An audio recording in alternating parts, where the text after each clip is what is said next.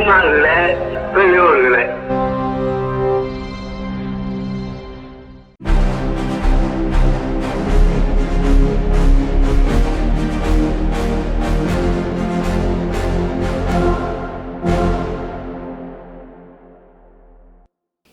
அனைவருக்கும் வணக்கம். இன்றைய விடுதலை பார்வைக்கு அன்போடு வரவேற்கிறோம். இன்றைக்கு மிக முக்கியமான செய்திகள் விடுதலையில் வந்திருக்கின்றது. பார்ப்பன ஆதிக்கம் பாரீர் என்ற தலைப்பில் உயர் நீதிமன்றங்களுக்கு நியமிக்கப்பட்ட நீதிபதிகளில் 78% பேர் உயர் ஜாதியினரே என்ற செய்தி, அதிர்ச்சிகரமான தகவல் வெளிவந்திருக்கிறது. ராஷ்டிரிய ஜனதா தளம் கட்சியின் எம்பி மனோஜ்குமார் ஜா ஒன்றிய அரசிடம் விளக்கம் கேட்டு எழுப்பியிருந்த கேள்வியொன்றில் உயர் நீதிமன்றங்களிலும் உச்ச நீதிமன்றத்திலும் நீதிபதிகள் பொறுப்புகளில் எஸ்சி, எஸ்டி, ஓபிசி, பெண்கள் மற்றும் சிறுபான்மையினருக்கு அளிக்கப்பட்டுள்ள பிரதிநிதித்துவம் குறித்த விவரங்களை கேட்டிருந்தார். இந்த நிலையில் ஒன்றிய அரசு அளித்த பதிலின்படி உயர் நீதிமன்றங்களில் கடந்த 2018ஆம் ஆண்டு முதல் நியமிக்கப்பட்டுள்ள நீதிபதிகளில் மொத்தமுள்ள 715 பேரில் 164 பேர் மட்டுமே மேற்கண்ட பிரிவுகளைச் சேர்ந்தவர். குறிப்பாக சொல்ல வேண்டுமென்றால் எஸ்சி பிரிவினர் 22 பேரும், எஸ்டி பிரிவினர் 16 பேரும், இதர பிற்படுத்தப்பட்டோர் ஓபிசி பிரிவினர் 89 பேரும், சிறுபான்மையினர் 37 பேரும் நீதிபதிகளாக நியமிக்கப்பட்டிருப்பதாக தகவல் வெளியாகியுள்ளது. இந்த தரவுகள் மூலம் உயர் நீதிமன்றங்களில் நீதிபதிகளாக பதவி வகிப்போரில் உயர்ஜாதி பிரிவுகளைச் சேர்ந்தோர், குறிப்பாக பார்ப்பனர்கள் 77.06% என்பது தெரிய வந்துள்ளது.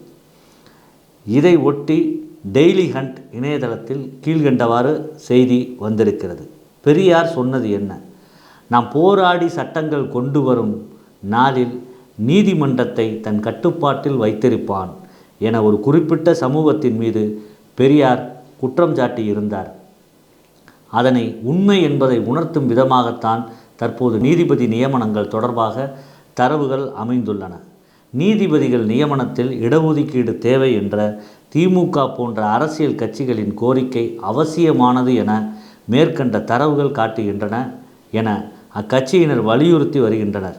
இந்த நிலை நீடித்தால் ஏழ்மையான பின்தங்கிய சமூக மக்களுக்கு சரியான நீதி கிடைக்காது எனவும், இதன் காரணமாகவே ஒன்றிய அரசு ஜாதிவாரி பிரதிநிதித்துவம் மற்றும் ஜாதிவாரி கணக்கெடுப்பை தடுப்பதாகவும் குற்றச்சாட்டுகள் எழுந்துள்ளன. தமிழ்நாடு சட்டப்பேரவையில் தமிழ்நாடு முதலமைச்சர் அவர்கள் தீர்மானமாக கொண்டு வந்திருக்கிறார். சிறுபான்மை மக்களுக்கு விரோதமாக ஒன்றிய அரசின் வக்பு பற்றிய சட்ட திருத்தத்தை கைவிட வேண்டும் என்று. அந்த தீர்மானத்தை முதலமைச்சர் சொன்னதை இப்போது நான் வாசிக்கிறோம். இந்திய திருநாட்டில் மத நல்லிணக்கத்துடன் அனைத்து மதங்களை சார்ந்த மக்களும் ஒற்றுமையாக வாழ்ந்து வருகின்றனர். அனைத்து மக்களுக்கும் அவரவர் மதங்களை பின்பற்றுவதற்கு அரசமைப்பு சட்டம் உரிமை வழங்கியிருக்கிறது.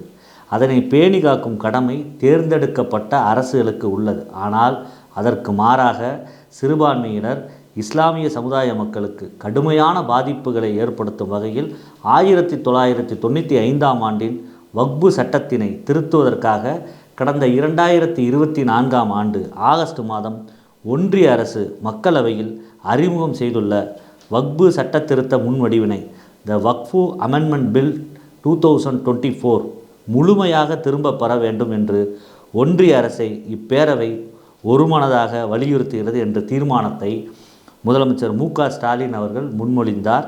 இத்தீர்மானத்திற்கு அதிமுக, பாமக உள்ளிட்ட எதிர்க்கட்சிகள் ஆதரவு தெரிவித்துள்ளன. பாஜக எதிர்ப்பு தெரிவித்து வெளிநடப்பு செய்திருக்கிறது.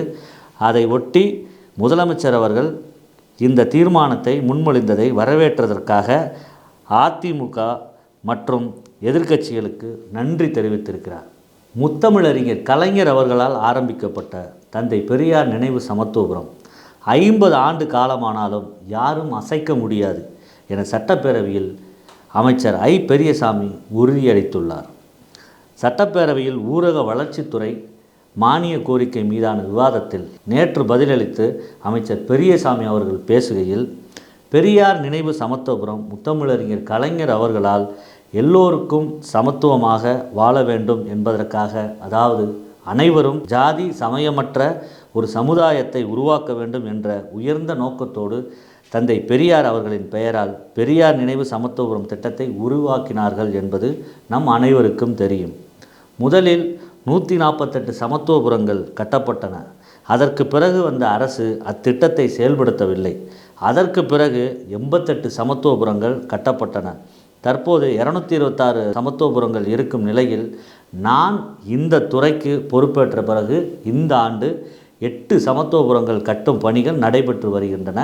இத்திட்டத்தின் கீழ் சுமார் 20,000 வீடுகள் கட்டப்பட்டுள்ளன. இந்த 20,000 வீடுகளும் புது பொலிவுடன் விளங்குகின்றன. முத்தமிழறிஞர் கலைஞர் அவர்களால் ஆரம்பிக்கப்பட்ட பெரியார் நினைவு சமத்துவபுரம் திட்டத்தை இன்னும் 50 ஆண்டுகள் ஆனாலும் யாரும் அசைக்க முடியாது என்பதை நான் தெரிவித்துக் கொள்ள விரும்புகிறேன் என்று அமைச்சர் தெரிவித்திருக்கிறார். தமிழ்நாடு வானிலை மையத்தில் திடீரென புகுந்திருக்கும் இந்தி. தமிழ்நாடு வானிலை மையத்தின் இணைய பக்கத்தில் தமிழ் ஆங்கிலம் இதுவரை இருந்தது. ஆனால் தற்பொழுது தமிழ் ஆங்கிலத்தோடு சேர்த்து இந்தி மொழியும் சேர்க்கப்பட்டுள்ளது. பரபரப்பை ஏற்படுத்தியுள்ளது. தென்னிந்திய மாநிலங்களான கர்நாடகா, ஆந்திரா, கேரளாவின் வானிலை மைய இணைய பக்கத்தில் தாய்மொழியோடு ஆங்கிலம் மட்டுமே உள்ள நிலையில் தமிழ்நாட்டில் இந்தி மொழி சேர்க்கப்பட்டுள்ளது. மும்மொழி கொள்கை என்ற பெயரில் ஒன்றிய அரசு இந்தியை திணிப்பதாக தமிழ்நாடு அரசு தொடர்ந்து குற்றம் சாட்டி வரும் நிலையில் தமிழ்நாடு வானிலை மையத்தின் இணைய பக்கத்தில் ஹிந்தி சேர்க்கப்பட்டுள்ளது பேசு பொருளாக்கியுள்ளது. இந்தியாவில் கல்வி என்பது ஒத்திசைவு பட்டியல் இருக்கிறது என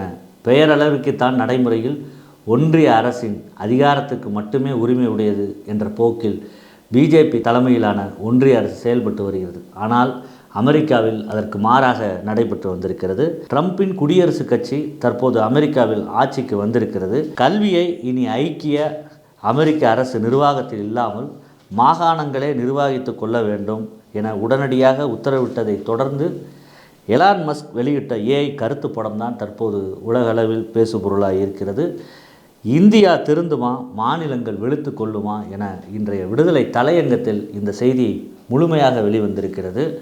மேலும் அடுத்ததாக சில ஒருவரி செய்திகளை நாம் பார்க்கலாம். கிராமப்புறங்களில் ரூபாய் 3150 கோடி மதிப்பில் 1500 சமுதாய சுகாதார வளாகங்கள் கட்டப்படும் என சட்டப்பேரவையில் ஊரக வளர்ச்சித்துறை அமைச்சர் பெரியசாமி அறிவித்தார். இந்தியாவில் நடந்த விவசாயிகளின் புரட்சியை பற்றி பேசும் ஒரு ஆவணப்படம் நாளை அன்னை மணியம்மையார் அரங்கத்தில் மாலை 5:30 மணி அளவில் பெரியார் சுயமரியாதை ஊடகத்துறை மற்றும் மறுபக்கம் சார்பாக ஒளிபரப்ப இருக்கிறது. 35 இருக்கைகளுடன் சென்னையில் இயக்கப்படும் 625 மின்சார பேருந்துகள் மே மாதம் முதல் பயன்பாட்டிற்கு வருகிறது. ஊபியில் சிறுமியிடம் அத்துமீறல் வழக்கு. அலகாபாத் உயர்நீதிமன்ற தீர்ப்பு மனித தன்மையற்றது என்று உச்சநீதிமன்றம் கடும் கண்டனத்தை தெரிவித்துள்ளது. எக்ஸ்ரே கதிர் கண்டுபிடித்த விலம் ரோட்கன் பிறந்த நாள் இன்று. மேலும் இதுபோன்ற முக்கிய செய்திகளை பார்த்திட காணொளிகள், பொதுக்கூட்ட உரைகள், அறிவியல் தொடர்பான ஆவணப்படங்கள், முற்போக்கு தொடர்பான காணொளிகளை கண்டுகளித்திட பெரியார் விஷன் OTT செயலியை தரவிறக்கம் செய்து சப்ஸ்கிரைப் செய்யும்படி கேட்டுக்கொள்கிறோம். நன்றி, வணக்கம்.